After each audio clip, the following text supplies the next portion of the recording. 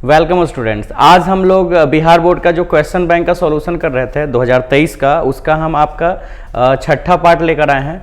तो 5 video already आप देख चुके हैं। हम लोग 6 वाले पार्ट में इंटर करेंगे और आज जो है जितने भी क्वेश्चन होंगे उसके बाद 2023 के क्वेश्चन बैंक के जो ऑब्जेक्टिव क्वेश्चन थे उनका सारा सॉल्यूशन हो जाएगा।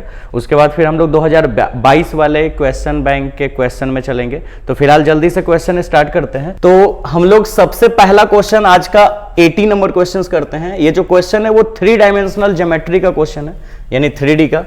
ये क्वेश्चंस क्या है ना कि आपके पास एक प्लेन दिया हुआ है। प्लेन मतलब सरफेस, या हिंदी में पृष्ठ या तल बोलेंगे। और इस प्लेन का किसी पॉइंट से डिस्टेंस पता करना है। मान लो कि यहाँ पॉइंट है और ये प्लेन है, तो इससे इसका डिस्टेंस क्या है ये पता करना है। ठीक है, तो इसकी फॉर्मूला हमने यहाँ पे लिखा है, लेकिन हम फॉर्मूला को पहले समझा दें।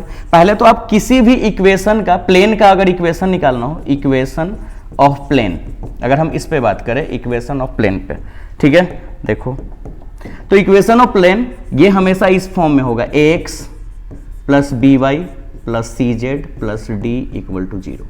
इस फॉर्म में आपका प्लेन का इक्वेशन होगा। ठीक है, और जो आपकी पॉइंट है, मान लो ये यहाँ पे एक पॉइंट है जिससे इसका डिस्टेंस पता करना है, उस पॉइंट की कोऑर्डिनेट्स है x1 y1 और z1। ठीक है, तो आपको क्या करना है, डिस्टेंस निकालने की जो फॉर्मूला है वो बहुत आसान है। आपको यहाँ x के इस कॉफिशिएंट को x के इस वैल्यू से मल्टीप्लाई कर देना है, यानी ax1।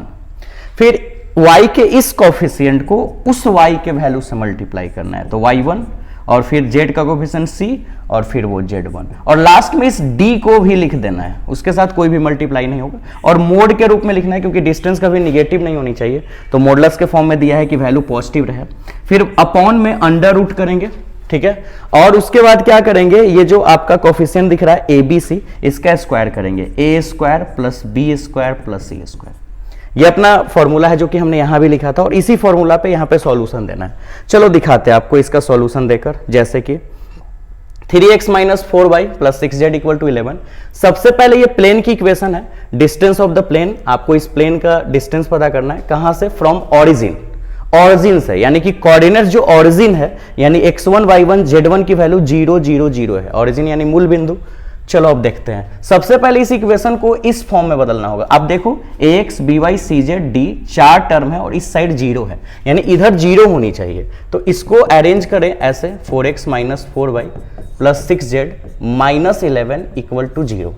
अब ये उस फॉर्म में बदला। अब आप यहां देखो, a की जो वैल्यू है वो x की कोफिशिएंट है, यानी 3। b की जो वैल्यू है वो -4 है, जो c की वैल्यू है वो 6 है, और ये जो d की वैल्यू है वो -11 है। उसी तरह से इस फॉर्मूला के लिए हमको a b c d का वैल्यू चाहिए, साथ में x1 y1 z1 का वैल्यू चाहिए। तो x1 y1, ठीक है, और z1, इन तीनों की वैल्यू पॉइंट से पता करना होगा। तो पॉइंट ऑरिजिन है, तो ऑरिजिन है, इसका मतलब x1 का वैल्यू 0, y1 का भी वैल्यू 0 और z1 की भी वैल्यू 0। बस अब करना क्या है, आपको बस फॉर्मूला पे बैठा देना है।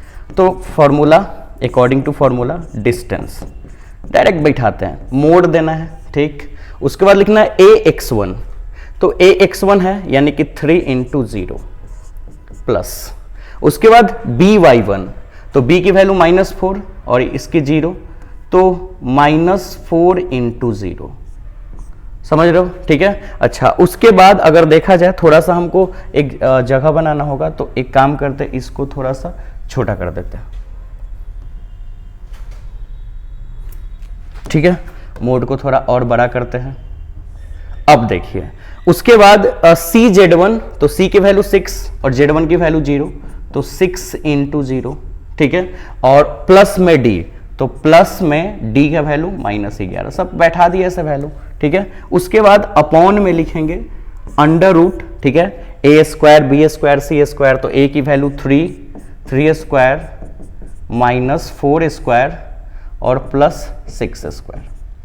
ठीक है, अगर इसको सॉल्व किया जाए तो ये 0 हुआ, ये भी 0 हुआ, ये भी 0 हुआ, और ये मोड में -11 हुआ, और अंडर रूट। ठीक है, अगर आप 3 का स्क्वायर करो, 4 का स्क्वायर करो, 6 का स्क्वायर करके जब ऐड करोगे तो 61 आएगा।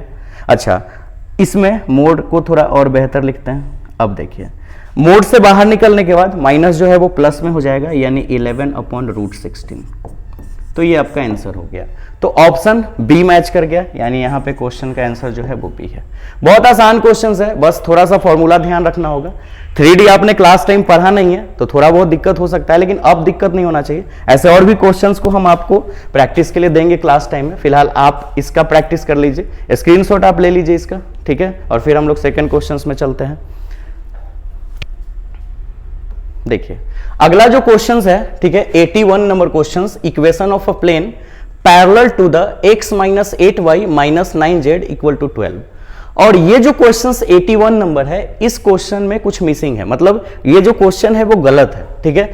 इसमें कभी भी मतलब equation of plane parallel to the इतना, मतलब कोई भी एक प्लेन का इक्वेशन और उसके पैरेलल में एक और इक्वेशन पता करना हो तो यहाँ पे एक कोई पॉइंट होना चाहिए था, कोई भी एक पॉइंट होना चाहिए था। जैसे आपने प्रीवियस क्वेश्चन में एक पॉइंट देखा था और वो पॉइंट ओरिजिन था, उसी तरह से कोई भी एक पॉइंट होना चाहिए था, तब इसकी सॉल्यूशन होती, ठीक है। हालांकि अगर आप इसका आंसर देखोगे तो आंसर इसमें बी लगा के रखा है जो हमारे पास क्वेश्चन बैंक है उसमें, लेकिन ये क्वेश्चन ही गलत है, ठीक है। तो इस क्वेश्चन का तो सॉल्यूशन होने से रहा, तो इस क्वेश्चन की सॉल्यूशन नहीं हो सकती जब तक इसमें पॉइंट गिवन ना हो, ठीक है। अच्छा, अब क्वेश्चन नंबर चलते हैं 82 में। अब 82 नंबर जो क्वेश्चन है वो आपको यहां पे दिख रहा है, ठीक है, 3i cap minus 4k cap. अच्छा, अब क्वेश्चंस में क्या है ना कि कैप ना लगा के ऐसे वेक्टर ही लगा दिया, कोई फर्क नहीं पड़ता, ये भी एक वेक्टर ही है, यूनिट वेक्टर है, तो स्पेशल आई कैप भी लगा सकता है, ऐसे भी लगा सकते हैं, ठीक है, और इसका स्क्वायर, ठीक है। अब इसकी सॉल्यूशन करनी है, तो अब इसकी सॉल्यूशन के लिए आपको क्या करना है, 3i cap minus 4k cap dot dot, ठीक है, 3i cap minus 4k cap, ठीक है। ऐसे भी हम कर सकते हैं, या फिर हमको मन है तो डायरेक्ट a माइनस बी के होल स्क्वायर पे भी तोड़ सकते हैं। तो जैसे हमको मन हो वैसे करो, ऐसे मतलब हम 2 बार लिख के मल्टीप्लाई करें या a माइनस बी के होल स्क्वायर करें, सेम बात है, चलो ऐसे ही कर लेते हैं। तो 3i कैप में 3i कैप से मल्टीप्लाई करोगे तो 9 हो जाएगा और i डॉट i हो जाएगा, ठीक है। अच्छा, फिर उसके बाद 3i से अगर हम इसमें मल्टीप्लाई करें, ठीक, माइनस 3i से इसमें तो 12 हो जाएगा और i डॉट k, क्लियर। अच्छा, अब माइनस 4k से अगर इसमें मल्टीप्लाई करें तो माइनस 4 में 3 से 12 हो जाएगा और k डॉट i हो जाएगा, ठीक है। और फिर माइनस 4k में इससे करें तो प्लस 16 हो जाएगा और k डॉट k, ऐसे। और ये तो आपको मल्टीप्लाई करने आता ही है। अब आपके पास यहाँ फॉर्मूला, ये बार बार वेक्टर के क्वेश्चंस में पढ़ रहे हो, i dot i, j dot j और k डॉट k का वैल्यू 1 होता है, तो यहाँ लिखेंगे 9, i डॉट i का value 1 minus 12 i dot k। अब i डॉट k हो या k डॉट i हो, इसकी वैल्यू 0 होती है, तो ये खत्म हो गया, माइनस 12, ठीक है। यहां पे भी अगर आप देखो k डॉट i, तो i डॉट k हो या k डॉट i है, इसकी भी वैल्यू 0 ही हो जाएगी, प्लस ये 16 है और k डॉट k की वैल्यू 1 होती है, तो अब आपका रिजल्ट आएगा 9 और ये तो 0 हो गया, प्लस 16 यानी कि 25, ठीक है। तो ऑप्शन मैच कर रहा है बी नंबर, तो ये आपका आंसर हो गया, ठीक है। आसान क्वेश्चन है। अब इसी तरह से अगर आपको नेक्स्ट क्वेश्चन में चला, पहले आप इसका स्क्रीनशॉट ले लो, ठीक है, फिर हम लोग नेक्स्ट क्वेश्चन में चलते हैं। देखो अगला जो क्वेश्चन है, ये आपको यूनिट वेक्टर निकालना है। गर्मी आज बहुत ज्यादा है तो फिलहाल परेशानी है, लेकिन चलो फिर भी पढ़ते हैं। The unit vector in the direction of vector, एक यूनिट वेक्टर आपको निकालना है, मतलब यूनिट वेक्टर निकालना है इस वेक्टर के डायरेक्शन में, मतलब एक आपके पास वेक्टर गिवन है और उसी के डायरेक्शन में एक आपका यूनिट वेक्टर निकालना है। ये बहुत आसान है, आपको फॉर्मूला क्या यूज करना है ना, अगर आपको किसी भी वेक्टर के डायरेक्शन में आपको एक यूनिट वेक्टर निकालना हो तो उसकी फॉर्मूला क्या है, जिस वेक्टर के डायरेक्शन में निकालना हो ना उस वेक्टर को ऊपर लिखो और उसी के मैग्नीट्यूड को नीचे लिखो। मतलब वेक्टर जैसे ये वेक्टर है तो तुम इस वेक्टर का वैल्यू उस वेक्टर को ऊपर लिख दो और उसके मैग्नीट्यूड को नीचे लिख दो। हम इसको ऐसे ना लिख के vector A upon modulus of vector A ना लिख के सिर्फ ए लिख सकते हैं, जहां पे ये क्या है, वो वेक्टर है, वो वाली वेक्टर जिसके डायरेक्शन में हमको यूनिट वेक्टर निकालना है, और ये क्या है, वो इस वेक्टर की मैग्नीट्यूड है। तो मैग्नीट्यूड को मोड लगा के इंडिकेट करते हैं, मोड ना लगा के, जैसे कि अगर जैसे एक वेक्टर ए है, इसके मॉडुलस को हम या तो ऐसे लिखें या सिर्फ ए लिख दें। जैसे वेक्टर बी है, इसके मॉडुलस को हम ऐसे लिखें या सिर्फ बी लिख दें, ठीक है ना। तो ये इसी रूप में फॉर्मूला लिखा हुआ है। अब चलो बहुत आसान है, चलो इसको डिलीट नहीं करते, रखते हैं। अब आपके पास क्वेश्चन है 3i माइनस 9j कैप, और इसी के डायरेक्शन में आपको यूनिट वेक्टर निकालना है। तो यूनिट वेक्टर निकालने की फॉर्मूला क्या है, जो वेक्टर जैसे है आप उसको वैसे लिखो, लिख दिए, और अपॉन अंडर रूट, इसका मैग्नीट्यूड निकालना है। तो मैग्नीट्यूड निकालना कैसे जाता है, अंडर रूट करके, आपने 11 में भी पढ़ा होगा और 12th के मैथ्स में भी पढ़ना है और 11 के फिजिक्स में। 3 का स्क्वायर और फिर ये 9 का स्क्वायर माइनस 9 का स्क्वायर, ठीक है। तो 3i cap minus 9j upon under root कितना आएगा, तो देखिए ये हो जाएगा 89, ये 89 और ये 9 यानी कि 90, ठीक है। तो ये आपका आंसर हो गया, आंसर मैच कर रहा है सी नंबर, तो ये आपका सी आंसर हो गया। चलो अब आपको इसी टाइप का एक और क्वेश्चन हम आपको प्रैक्टिस करवा दें। जैसे कि मान लो एक क्वेश्चन है 3i प्लस 5j कैप, ठीक है, और इसके डायरेक्शन में आपको एक यूनिट वेक्टर निकालना है। कुछ नहीं, यूनिट वेक्टर निकालने के लिए आपको क्या करना है, पहले इस क्वेश्चंस को यहां लिखना है और इसके मैग्नीट्यूड को नीचे लिखना है। मतलब इस वेक्टर को हमने लिखा और इसके मैग्नीट्यूड को, तो 3 का स्क्वायर 5 का स्क्वायर, रिजल्ट कितना आएगा 3i cap 5j cap upon ये 25 हुआ और ये 9 हुआ तो 34, ये आंसर हो गया। हाँ, ऐसे भी आंसर छोड़ सकते हैं या फिर आप इसको अरेंज भी कर सकते हैं ऐसे 3 अपॉन अंडर रूट 34 आई कैप, मतलब इसको अलग कर दिए इसके साथ, फिर इसको अलग कर देंगे अलग, है ना, तो 5 अपॉन रूट 34 जे कैप। तो आंसर ऐसे भी लिखा जा सकता है, ऐसे भी, ऑप्शन जैसा होगा वैसा आप कर सकते हैं। तो ऐसे बहुत सारे क्वेश्चन का आप प्रैक्टिस कर सकते हैं। आप इसका स्क्रीनशॉट लेना चाहते हो ले लो, ठीक है, और फिर आप इसका प्रैक्टिस करो जल्दी से।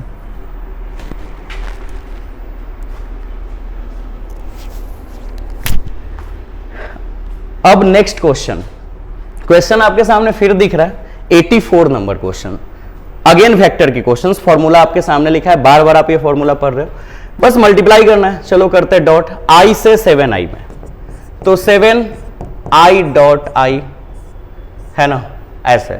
अच्छा, अगर आपको डॉट निकालने की एक शॉर्टकट मेथड भी है, अगर हम वो मेथड भी आपको बता दे तो आपके लिए बेहतर हो। जैसे देखिए शॉर्टकट मेथड क्या है, ठीक है, जैसे नॉर्मली जैसे दो वेक्टर है, सपोज एक वेक्टर है ये x1 i cap y1 j cap और z1 k कैप, और vector b x2 i cap y2 j cap और z2 k कैप, ठीक है। अच्छा, ऐसे अगर नॉर्मली अगर ऐसे देखा जाए तो ऐसे आप i से ये तीनों में मल्टीप्लाई करो, j से ये तीनों में मल्टीप्लाई करो और k से ये तीनों में मल्टीप्लाई करो और ये फॉर्मूला लगा दो डॉट के लिए, ठीक है। तो मतलब क्रॉस का भी होता है तो हम ऐसे ही मल्टीप्लाई करते, आई से सब में मल्टीप्लाई करते, बस डॉट की जगह क्रॉस लिखते, फिर इससे इस सब में करते, इससे इस सब में करते। लेकिन अगर डॉट हो तो उसकी एक शॉर्टकट ट्रिक हम आपको बता दें, आपको ये फॉर्मूला का जरूरत भी नहीं पड़ेगा। आपको क्या करना है, ठीक है, a डॉट b निकालने के लिए आपको i और i के कोफिशिएंट को डायरेक्ट मल्टीप्लाई कर देना है। तो x1 इंटू x2 प्लस यहाँ j के कोफिशिएंट को तो y1 इंटू y2 और यहाँ z के कोफिशिएंट को z1 इंटू z2, बात खत्म, ठीक है। ऐसे भी अगर तुम इससे इन तीनों में, इससे इन तीनों में, इससे इन तीनों में मल्टीप्लाई करोगे तो एग्जैक्टली यही आंसर आना है, ठीक है। तो चलो डायरेक्ट कर देते हैं। a डॉट मतलब इन दोनों का हमको डॉट, बीच में डॉट है तो डॉट ही निकालना है। तो i की कोफिशिएंट यहाँ क्या है 1 और यहाँ i की कोफिशिएंट 7 है, तो 1 इंटू 7 प्लस यहाँ j की कोफिशिएंट क्या है -1 और यहाँ j की कोफिशिएंट क्या है -8, तो ये लिख दिए प्लस, और यहाँ k की कोफिशिएंट 1 और यहाँ k की कोफिशिएंट 9, ऐसे कर लेंगे। नहीं तो फिर आप करो i से तीनों में, फिर इससे टोटल 9 टर्म बनेगा, फॉर्मूला लगाना, सेम आंसर आना है। तो ऐसे शॉर्ट में बना सकते हैं 7 प्लस 8 प्लस 9, ठीक है। तो कितना हो जाएगा 24, ठीक है। तो 24 ऑप्शन नंबर सी। तो ऐसे आप बहुत आसान तरीके से बना सकते हैं। चलो एक और क्वेश्चन ऐसा प्रैक्टिस कर लेते हैं। फिलहाल मान लो एक आपके पास वेक्टर है 2i plus 3j minus 4k dot 3i plus 4j minus 8। क्या भी ये याद रखना, अब ऐसा नहीं कि मतलब क्रॉस में भी ये रूल्स लगा देना, ये डॉट के लिए, डॉट प्रोडक्ट निकालने की ये शॉर्टकट मेथड हमने बताया है आपको। चलो अब ये दो वेक्टर है, तो i के कोफिशिएंट यानी 2 इंटू 3, j का कोफिशिएंट 3, j का कोफिशिएंट 4, यहाँ k का कोफिशिएंट -4, यहाँ -8, तो रिजल्ट 6 12 32 है ना। तो कितना हो जाएगा ये 32 और 6 38, 2 40 और 1 10 50, यानी 50। तो फिलहाल ये तो हमने मन से क्वेश्चन दिया था ना, तो ये आपका आंसर हो गया। जो क्वेश्चन था उसका ऑप्शन तो पहले मैच कर चुका था। तो अब इस तरह से आप बहुत सारे क्वेश्चन कर सकते हो बहुत आसान तरीके से। पहले भी अगर आपने ऐसा क्वेश्चन किया था तो आप इस मेथड से कर सकते हो। पहले हमने आपको पहले जो है वो क्वेश्चंस डिटेल रूप में बताया, मतलब इस फॉर्मूला के जरिए पूरा मल्टीप्लाई करके सॉल्व करना बताया। फिर अब हमने शॉर्टकट मेथड बताया, क्योंकि आपको दोनों मेथड आना चाहिए, ठीक है। तो जो आपको आसान लगे वो आप कर लो, बेहतर है कि यही आसान आपको लगा होगा, लेकिन वो मेथड भी आपको आनी चाहिए, ठीक है। चलो अब नेक्स्ट क्वेश्चन में चलते हैं। पहले फिलहाल आप इसका स्क्रीनशॉट ले लो।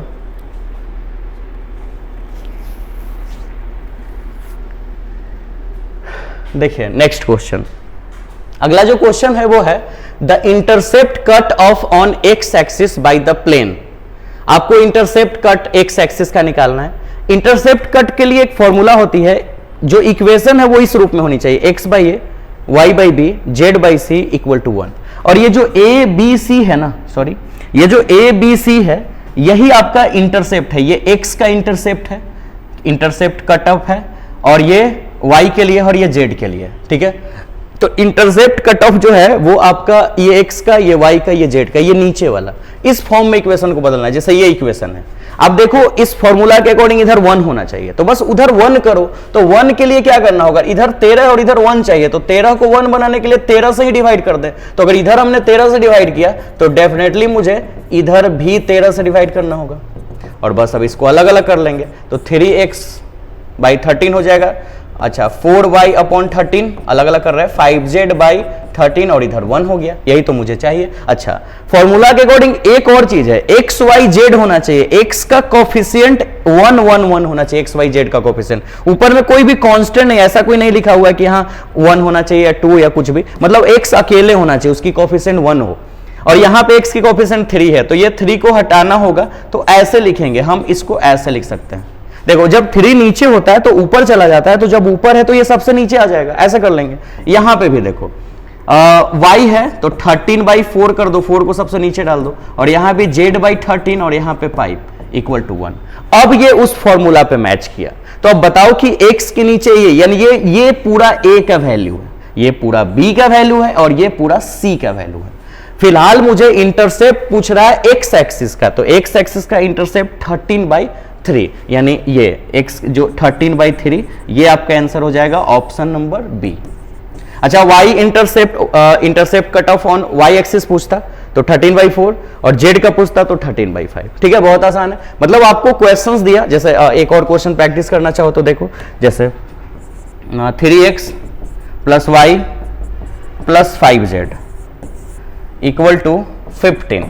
तो आपको क्या करना है, इधर 1 बनाना है, तो 3x plus y 5z upon 15, और इधर भी 15/15।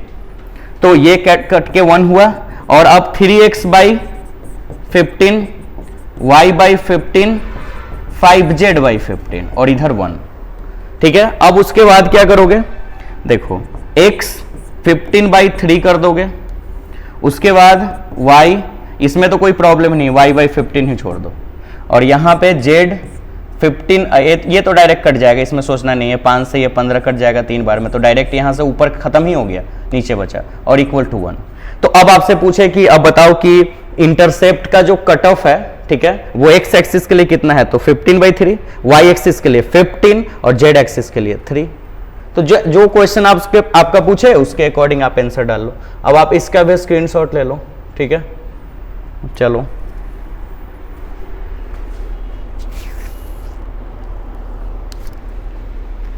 नेक्स्ट क्वेश्चन नंबर 86, ठीक है, 86 नंबर क्वेश्चन में हम लोग चलते हैं। अगेन ये 3 डायमेंशनल ज्योमेट्री का ही क्वेश्चन है, यानी 3D ज्यामिति।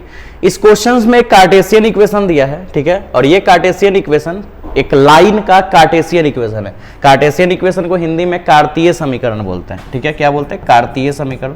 तो कार्तीय समीकरण, कार्टेशियन इक्वेशन एक लाइन का है, और ये पैरेलल है, पैरेलल बोले तो समानांतर, पता ही आपको, पैरेलल है इस लाइन के, और वो लाइन क्या है, ax प्लस, आपको थोड़ा सा कटा हुआ दिख रहा होगा, ऐसे इक्वेशन ये है ax plus B Y plus C Z plus D बराबर 0, X plus B Y plus C Z equal to 0, then आपको वैल्यू बताना है कि इनमें से क्या होगा। ठीक है, तो ये क्वेश्चन तो इसकी क्वेश्चन की सॉल्यूशन तो थोड़ी कॉम्प्लिकेटेड है, तो क्लास टाइम हम आपको इसकी डिटेल्स बताएंगे। फिलहाल ये ऑब्जेक्टिव क्वेश्चन है, तो हम आपको शॉर्ट में इसको बता दे रहे हैं कि कैसे आपको सॉल्व करना है। वैल्यू निकालने के लिए आपको ये जो ये वैल्यू दिख रहा है ना, ये 3 वैल्यू, इन तीनों वैल्यू को आपको यहाँ एक्स वाई जेड के जगह पे डाल देना और यहाँ से डी हटा देना। हालांकि ये कोई मेथड नहीं है, मतलब ये शॉर्टकट मेथड है। ऐसे क्वेश्चंस की सॉल्यूशन हम आपको क्लास टाइम जब 3D आपको पढ़ाते रहेंगे तो बताएंगे। तो डायरेक्ट वैल्यू डाल दो यहाँ पे एक्स वाई जेड के जगह, तो a इंटू एक्स के जगह -1 डाल दो, b y के जगह 2 डाल दो और c z के जगह 3 और d यहां से हटाओ। ठीक है, तो -a plus 2b plus 3c equal to 0, ये आपका आंसर हो जाएगा -a 2b plus 3c, option number B. हालांकि ये कोई मेथड नहीं है, इस मेथड की डिटेलिंग जो है वो हम आपको क्लास टाइम बताएंगे, तो क्लास में समझिएगा। फिलहाल इस क्वेश्चन का सोल्यूशन इस तरीके से हम लोग शॉर्ट में कर सकते हैं। ठीक है, अब क्वेश्चन नंबर 86 हो गया, 87 नंबर क्वेश्चन में चलते हैं। ये बहुत आसान क्वेश्चन है, डायरेक्ट ये फॉर्मूला है, 2 लाइन है। ठीक है, 2 लाइन नहीं, सॉरी 2 प्लेन है और दोनों प्लेन की इक्वेशन दी हुई है। इक्वेशन ऑफ फर्स्ट प्लेन जो वहां लिखा हुआ है वो मैंने यहां लिखा, और इक्वेशन ऑफ सेकेंड प्लेन ये हम यहां पे लिख देते हैं a2x plus b2y plus c2z plus d2 equal to 0। ये 2 प्लेन है, दोनों प्लेन की इक्वेशन दी हुई है और दोनों म्यूचुअली परपेंडिकुलर है, मतलब दोनों एक दूसरे का लंबवत है, दोनों एक दूसरे का परपेंडिकुलर है, दोनों एक दूसरे पे 90 डिग्री है। तो बताइए कि इनमें से ऑप्शंस क्या होगा। तो जब दोनों एक दूसरे के परपेंडिकुलर है तो x और x की जो कोफिशिएंट है, जिसको हम लोग डायरेक्शन रेशियो बोलते हैं, क्या बोलते हैं, डायरेक्शन रेशियो, आपने प्रीवियस लेक्चर में भी देखा होगा।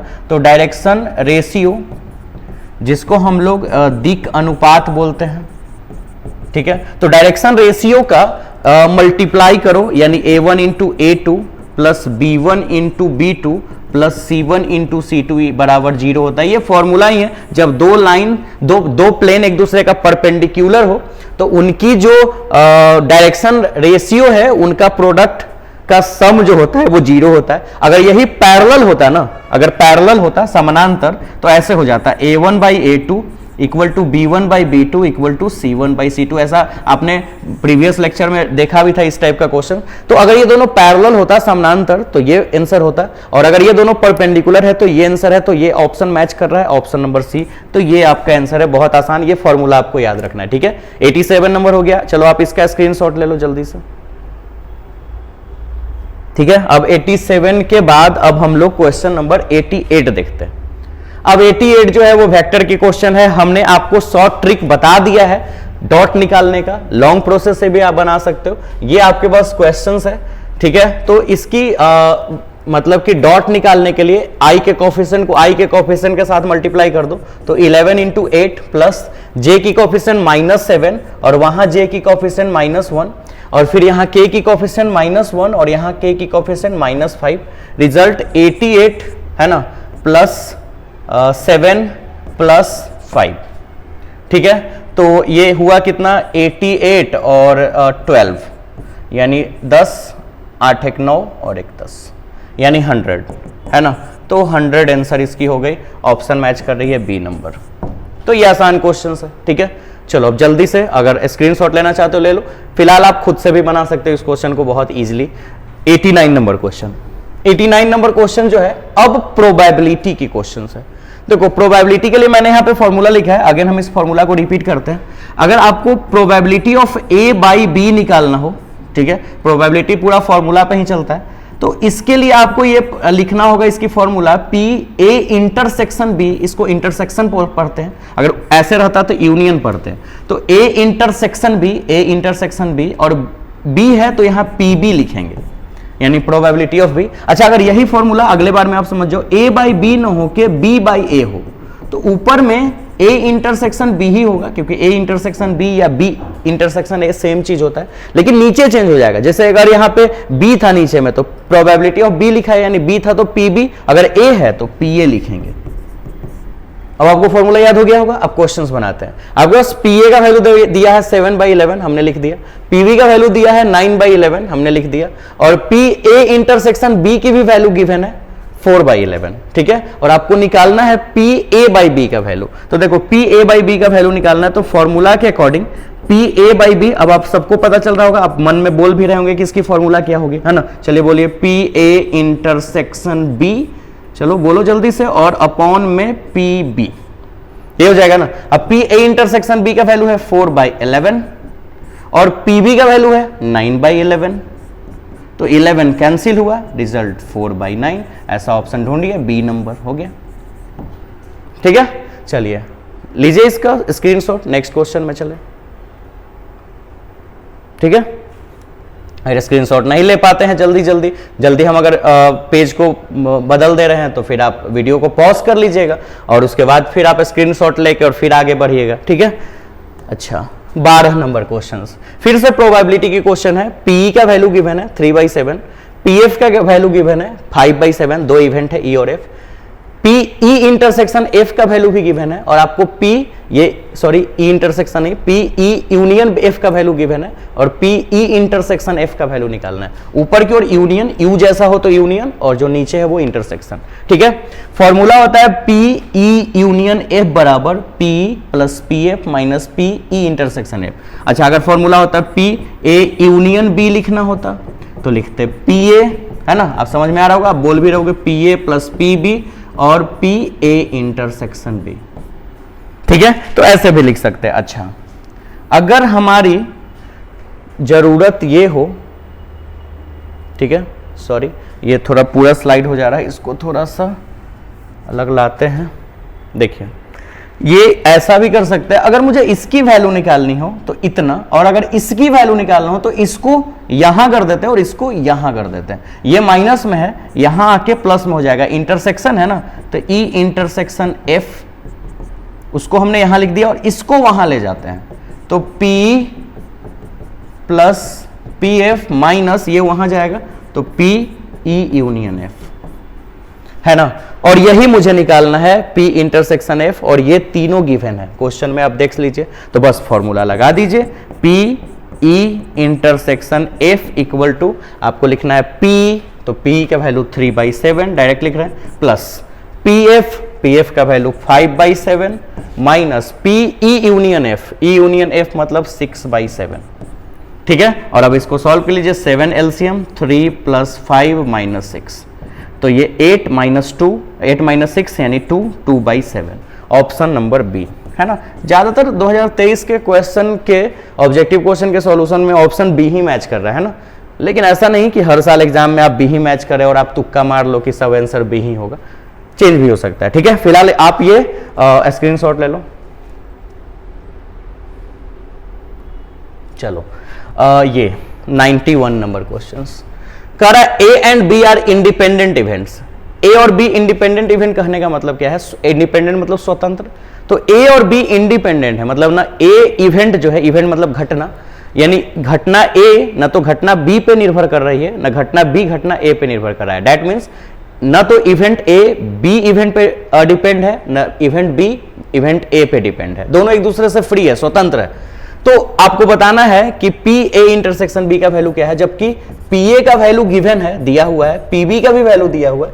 पी ए का वैल्यू यहां पे दिया हुआ है, यहां पे दिख रहा होगा 0.3, ठीक है, और पी बी का वैल्यू है 0.4, तो 0.3 और 0.4, और आपको निकालना है पी ए इंटरसेक्शन बी।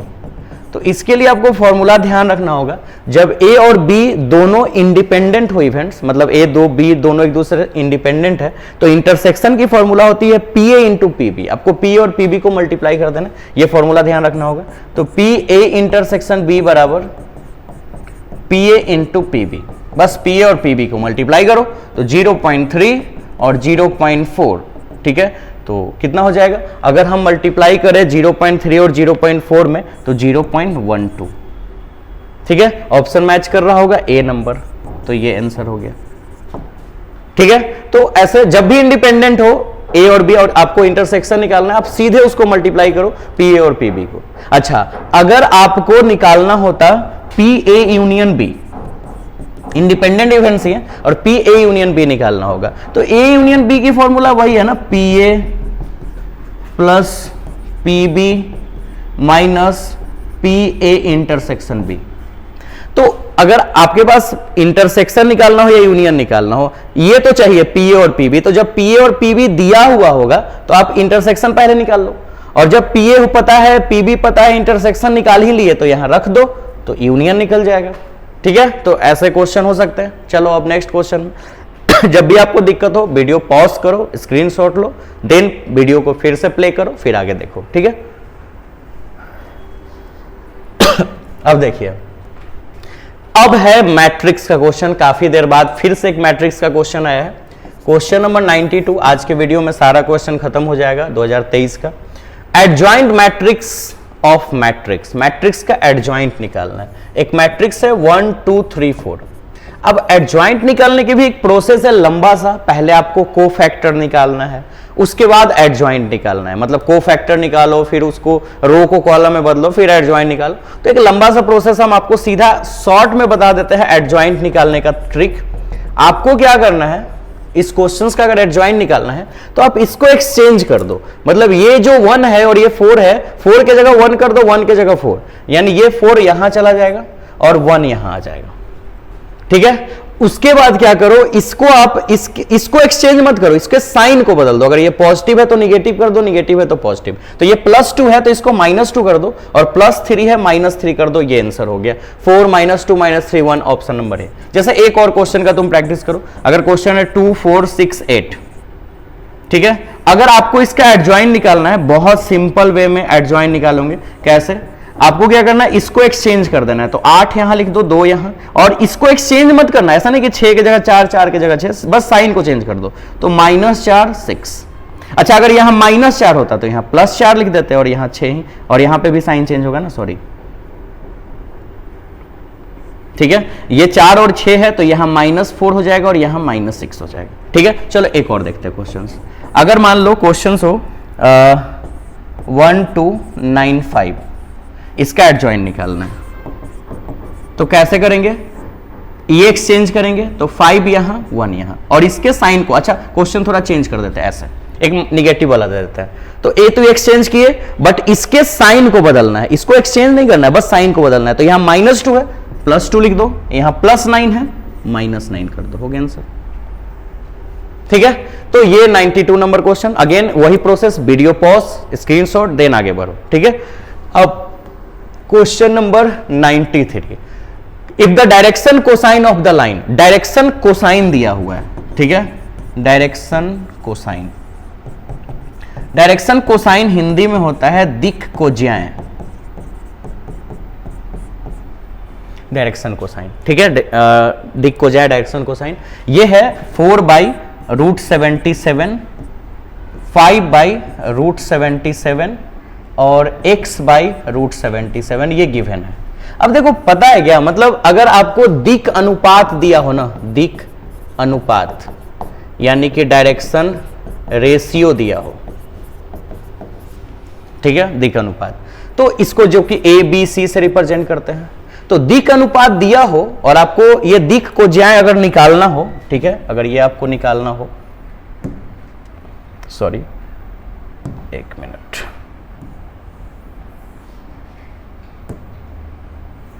अगर आपको ये निकालना हो तो दिक अनुपात दिया हो, ABC, और डायरेक्शन कोसाइन निकालना हो। डायरेक्शन कोसाइन L M और N से रिप्रेजेंट होता है। तो इसकी फॉर्मूला होती है A/√A² + B² + C², M B/√A² + B² + C², और n की वैल्यू C/√A² + B² + C², यानी तीनों में कॉमन ही होता है A² + B² C²। अगर डायरेक्शन रेशियो दी हो तो डायरेक्शन कोसाइन ऐसे निकलता है। अब क्वेश्चन में डायरेक्शन कोसाइन ही दे दिया है, मतलब डायरेक्शन रेशियो दिया हो तो डायरेक्शन कोसाइन ऐसे निकालो। अब अगर डायरेक्शन कोसाइन ही दे दे, डायरेक्शन कोसाइन ही दे दे, तो हम कैसे निकाले उसका वैल्यू। ठीक है, तो अभी देखो, कहीं से भी निकाल सकते हो, मुझे इसका वैल्यू निकालना है। ठीक है, x/√17 का। ठीक है, तो चलो ऐसे देखते हैं, बहुत सिंपल बात है। अब आपको देखना क्या है ना, कि मतलब क्या करना है आपको x की वैल्यू निकालने के लिए। ठीक है, आप देखो क्या करना होता है, डायरेक्शन कोसाइन के लिए नीचे में हर जगह √A² + B² + C² होता है। मतलब ये जो A B C है इसका स्क्वायर होता है। तो आप खुद से सोचो ना कि, और ऊपर में देखो, ऊपर में क्या लिखता हो, ए बी सी, यानी यहां पे ऊपर में ए बी सी और नीचे में सबके जगह same A square root under a square B square plus A square. ध्यान से समझो क्या हम बताना चाह रहे हैं। डायरेक्शन कोसाइन में आप अगर हर में देखो, डेनोमिनेटर में, तो हर तीनों टर्म में अंडर रूट ए square plus B square plus सी स्क्वायर है, यानी जितना वैल्यू यहां है उतना ही वैल्यू यहां, उतना ही वैल्यू यहां। जैसे देखो इस क्वेश्चन, ये क्वेश्चन में ये गिवन है, उसमें देखो तीनों में नीचे में रूट 77 रूट 77 रूट 77 है। इसका मतलब रूट 77 है क्या, ये अंडर रूट ए square plus B square plus सी स्क्वायर का वैल्यू है रूट 77। समझे? फिर से ये डायरेक्शन कोसाइन है।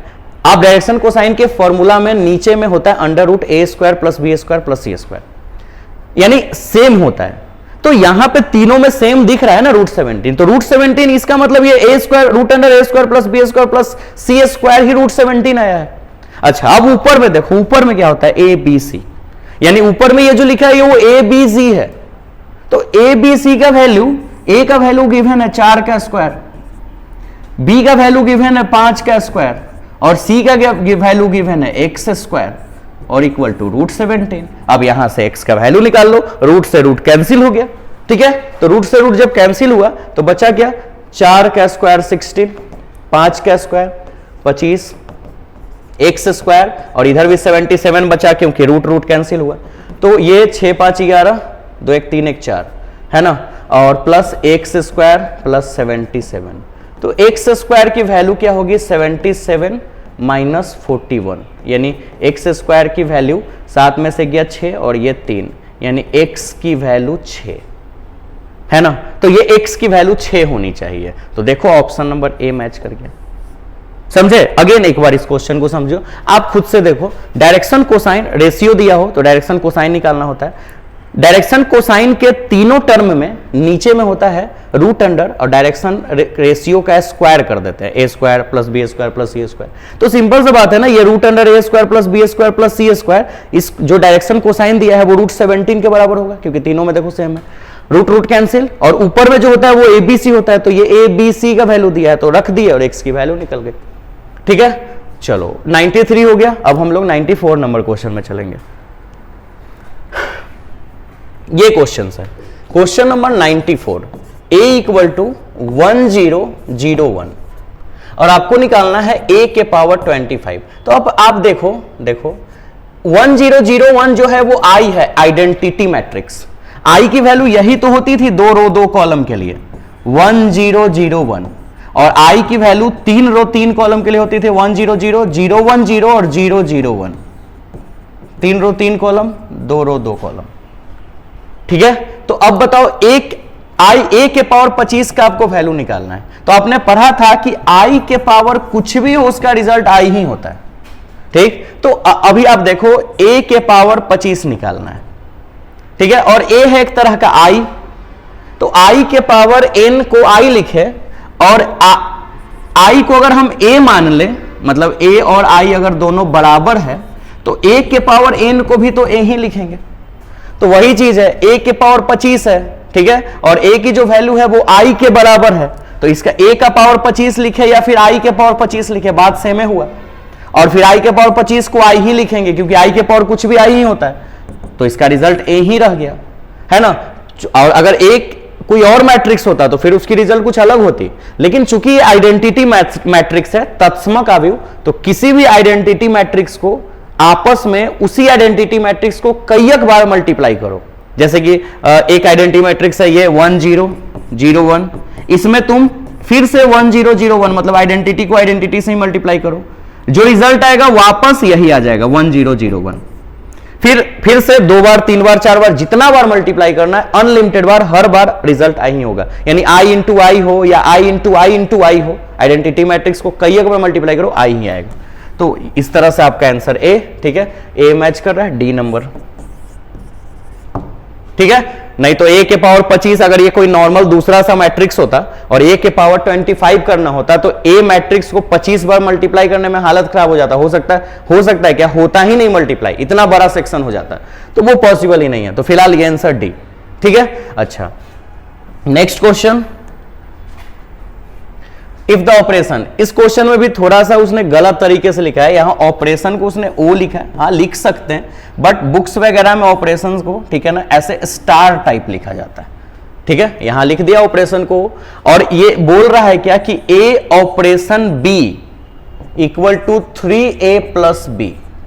इसको हम लोग ऐसे नहीं लिख के ऐसे भी लिख सकते, a operation b equal to 3a plus b. ये क्वेश्चंस दिया है और आपको वैल्यू निकालना है किसका, 2 ऑपरेशन 3 ऑपरेशन 5।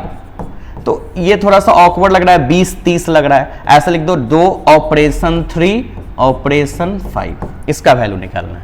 तो कोई नहीं, पहले तुम इसका निकालो और उसके बाद फिर आगे देखा जाएगा। तो 2 ऑपरेशन 3 ऐसे निकालना है, तो मतलब ए की वैल्यू 2 और बी की वैल्यू 3 यहां रख दो, ए की जगह पे 2 यानी 3 इंटू 2, और बी की जगह पे 3 रखना है। देखो बी की वैल्यू 3 है, कितना आएगा, 3 दूना 6 और 3 9, यानी इसकी रिजल्ट 9 आई, और इसके साथ अब ऑपरेशन 5, तो अब 9 ऑपरेशन 5 का वैल्यू चाहिए, ठीक है, तो 9 ऑपरेशन 5, यानी अब ए के जगह पे 9 और बी के जगह पे 5, इस पे बैठाओ, 3 इंटू ए, तो ए की जगह 9, ये रिलेशन फंक्शन की क्वेश्चन है, ठीक है।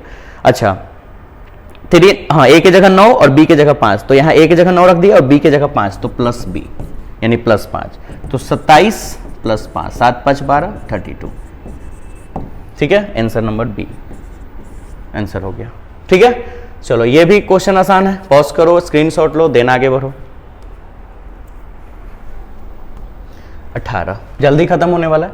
अब 96 क्वेश्चन, 100 क्वेश्चन ही है, 96 क्वेश्चन ए 1 और 2, ठीक है। अच्छा बी की वैल्यू ए बी और c, then total number of functions from a to b. देखो ये बहुत आसान है, ए से बी तक टोटल जो है, टोटल आपको फंक्शन पता करना है, ए से बी तक कितने, ए से बी तक कितने फंक्शन होंगे। देखो ए से बी मतलब जिस फंक्शन के तरफ जाए उसमें आपको एलिमेंट का संख्या देखना है। जैसे इसमें टोटल एलिमेंट की संख्या मतलब जो नंबर ऑफ फंक्शन होते हैं, नंबर ऑफ फंक्शन जो होते हैं, ठीक है, वो होते हैं n to the power m, ये होते हैं। मतलब कहने का मतलब क्या है, ये जो a है ना, इसमें जितने भी एलिमेंट आपको दिए हैं n का वैल्यू है, तो n का वैल्यू 2 यानी 2 एलिमेंट है इसमें, और यहां पे अच्छा m का मान लो, मतलब पहले ABCD में पहले अल्फाबेट्स m आते हैं ना, फिर n आते हैं, तो पहले m ले लेते हैं और फिर इसमें जितने एलिमेंट है वो n ले लेते हैं, तो 3, ठीक है, इसमें 2 और इसमें 3 टोटल। तो आपको क्या करना है, m के पावर m मतलब इस वाले एलिमेंट के पावर पे ये चढ़ाना है, यानी total number of functions, total number of functions, तो कितना, n के पावर m। अब ये फॉर्मूला याद ना करके सीधा इसमें जितना एलिमेंट है इस पर इसके टोटल एलिमेंट को चढ़ा दो, यानी 3 है और यहां पे एलिमेंट 2 है, तो 3 का स्क्वायर आंसर 9, ठीक है, यानी ऑप्शन नंबर ए। चलो इस क्वेश्चन का पहले इसका स्क्रीनशॉट लो, पॉज करके जल्दी से, और उसके बाद फिर हम लोग चलते हैं आगे, और फिर हम लोग इसी टाइप का एक और क्वेश्चन अपने पास होगा, ठीक है। देखो जैसे ये यहां पे 97 नंबर क्वेश्चन देखो, ए में ए की ए और बी, ठीक है, और बी में 3 एलिमेंट है, और यहां भी आपको पता करना है टोटल फंक्शंस, ठीक है, ए टू बी, ठीक है। तो 1 फंक्शन पता करना है, तो 1 फंक्शन इसमें आपको, अगर आपको पता करना है, अब फंक्शन का थोड़ा डिटेल्स बताना होगा, अभी फिलहाल नॉर्मली ऐसे ही बता देते हैं, ठीक है। जैसे तो यहां पे टोटल नंबर ऑफ फंक्शन, ठीक है, ये जो टोटल एलिमेंट है, तो टोटल एलिमेंट यहां पे 3 है और यहां पे 2 है, ठीक है, तो 3 का स्क्वायर सीधा सीधा 9 आंसर, ठीक है। ये बहुत आसान है। अच्छा यहां 3 एलिमेंट होता है, यहां भी 3 एलिमेंट होता है, तो इसका 3 है तो इस पर इसका पावर चढ़ाते हैं, तो 3 पे का पावर 3 तो 27 हो जाता है, ठीक है। चलो ये भी हो गया। नेक्स्ट 98 नंबर क्वेश्चन, फिर से ये डिफरेंशियल इक्वेशन की क्वेश्चन है। dx plus dy equal to 0 है, ठीक है, dx plus dy equal to 0 इसकी निकालनी है। तो आपने पढ़ा था x y को इधर x को इधर, तो dy इधर और dx को इधर कर दो तो माइनस dx। उसके बाद आपने पढ़ा था कि इंटीग्रेटेड बोथ साइड, दोनों तरफ इंटीग्रेशन निकालना है ना, तो इंटीग्रेटेड बोथ साइड, तो integration of dy integration of minus dx, ठीक है। अब देखिए dy की इंटीग्रेशन y, x की इंटीग्रेशन x और माइनस तो रहेगा, एक कांस्टेंट डाल देते हैं k, माइनस x को अगर इधर ले आए तो प्लस में, तो x plus y equal to k, ये आंसर हो जाएगा ऑप्शन नंबर सी। ये बहुत आसान था क्वेश्चन, है ना। चलो नेक्स्ट क्वेश्चन 99, ठीक है, जल्दी हम लोग सेंचुरी पे पहुंचने वाले हैं। 99 I.I, सोचने की जरूरत नहीं, ये फॉर्मूला होता है I.I का मान 1, यानी option B.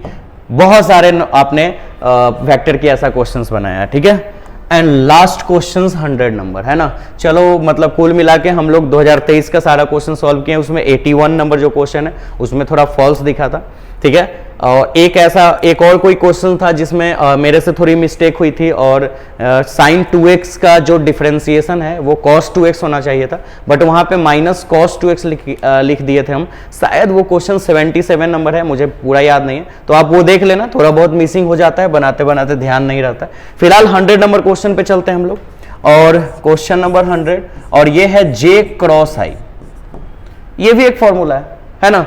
I cross J की वैल्यू K होती है, तो J क्रॉस I पलट के लिखा हो तो इसकी वैल्यू माइनस K, ठीक है। तो ऑप्शन नंबर बी ये आपका आंसर हो गया, ठीक है, बहुत आसान है। तो इस तरह से आपने 2023 का क्वेश्चन बैंक के ऑब्जेक्टिव का सॉल्यूशन कर लिया, जो कि सॉल्यूशन आपको कहीं दूसरे जगह नहीं दिखती है, तो हमने ये सारा क्वेश्चन का सॉल्यूशन किया है। फिलहाल हम लोग जल्द ही फिजिक्स का भी क्वेश्चन हम लेके आ रहे हैं मंगलवार से, यानी ये जो ट्यूसडे आने वाली है, ठीक है। आज जो तारीख है वो 20 तारीख है, तो 20 के बाद 21 और 22, यानी 22 तारीख से हम फिजिक्स का भी क्वेश्चन आपके लिए लाएंगे। 2023 का सबसे पहले हम लोग क्वेश्चन फिजिक्स के भी ऑब्जेक्टिव का बनाएंगे, फिर 2022 का, ऐसे पीछे चलते जाएंगे। फिर मैथ्स का फिर अब 2022 का स्टार्ट होगा, ठीक है। तो आप लोग बहुत प्यार से वीडियो को देखें, थोड़ा अपना सपोर्ट भी करते रहे। अगर आप वीडियो के लिंक को अपने स्टेटस में, व्हाट्सएप स्टेटस में, या फेसबुक पे, या फिर इंस्टाग्राम स्टोरी पे अगर आप शेयर करते हैं, तो इससे मेरा सब्सक्राइबर और व्यूअर्स दोनों बढ़ता है, तो मुझे कुछ ना कुछ बेनिफिट मिलेगा, और हम आपके लिए और भी बेहतरीन कंटेंट लेके आएंगे। तो फिर हम चाहते हैं कि आप मुझे सपोर्ट करें।